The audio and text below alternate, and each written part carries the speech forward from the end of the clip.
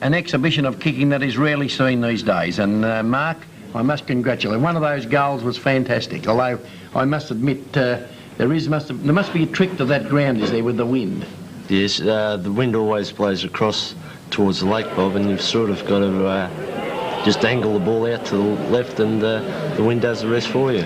Well, a couple of those yesterday, the ones, what is it, in the second and in the second quarter, was it, or in the last quarter? Second quarter, I think. The second quarter was really a magnificent kick, and I think you were one of the fellows together with Round and Teesdale that got the team back into working shape, because after the first quarter debacle, in which St Kilda played extremely well, you looked to be in serious trouble. Certainly, I've never seen a team play so well in that first quarter, Bob. The only advantage that we had was that they couldn't play any better. But Stewie said at quarter time was up to the senior players to get us back into the game, and of course I thought Graham Teesdale's second quarter was magnificent. Yes, he was. That quarter of his was as well as I've ever seen Teesdale play. But Mark, you've had a very checkered season. Yes, I missed 10 games, Bob. I punctured a lung and broke a couple of ribs. Did you come back too early after the first bout of it? Well, because I watched you play in another game, you had to go off, didn't you? Yeah, I played in a night game after about 4 weeks I only missed, and it felt good and everything, and it's one of those things that you never know when it's right.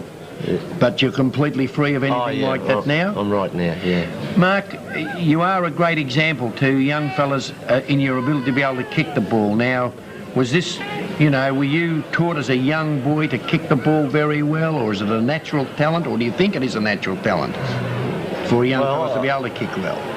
I think it is a bit of a natural talent, but I certainly have my days when I don't kick well, Bob, and I think you just got to concentrate. This one here, this looks like about the kick, doesn't it? Because you're going down the ground there.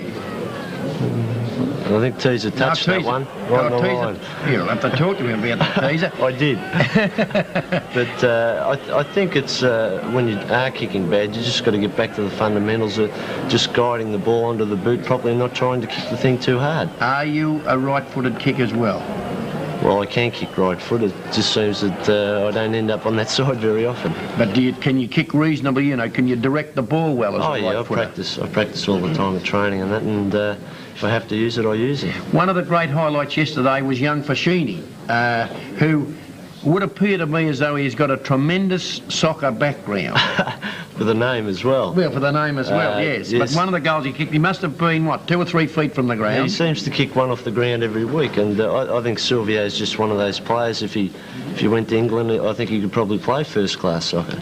Yes. Does he do anything at training like that, or can you relate anything with it? Well, it was funny, a couple of weeks ago, Bobby, having a kick on the Sunday morning, and he's about 20 yards out from goal, facing away from the goals, and the ball was kicked along the ground to him, and instead of picking it up, because we were just having a general kick around, it wasn't serious training, he just kicked the ball with his foot once, got it off the ground, then he kicked it in the air again to himself, and then he's just gone bang and kicked it straight over the head and through the goals. Yeah, well, certainly, he really is a magnificent player of the ball in that way. But certainly to you, Mark, yesterday, it was a great game for you. Mark, did you have anything to say at half-time?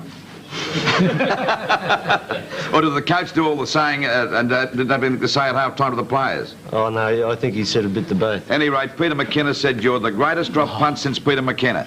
Did he? Yep. The owners of Thomas Hardy Grand Reserve Champagne. Did you watch him when you were a young fella, mate? Peter, Penetrine, you can't beat that. The Europe food bars, they're really great. Full forwards never pass to them.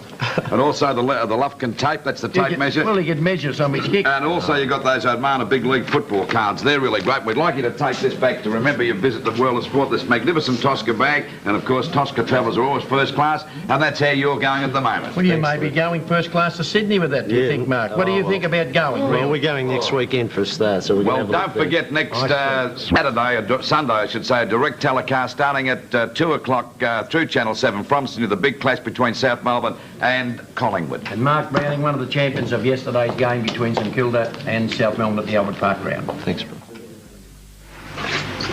This is a new type of steel radial, NCT steel from Goodyear. I've driven on it, and its promise of better grip is justified. However, the real test is how it performs against its direct competitors.